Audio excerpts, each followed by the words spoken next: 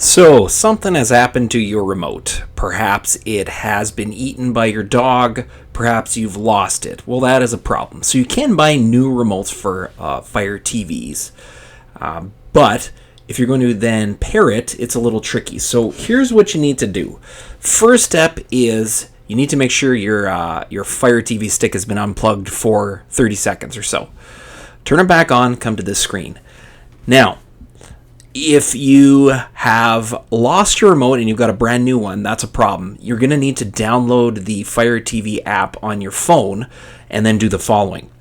So using that app on your phone or perhaps another remote, you can navigate over to Settings, and then we're going to move over to the remote and device itself and click on that option.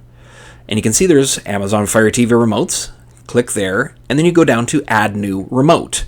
So this is where you pull out your new remote, and it's on, the batteries are in, and you hold down the home button there. It says for 10 seconds on the new remote, and once you've done that, it'll then come up, a box will say click OK on the old remote. So again, using a separate remote or the app on your phone, you click OK, and then this one will take over your new remote.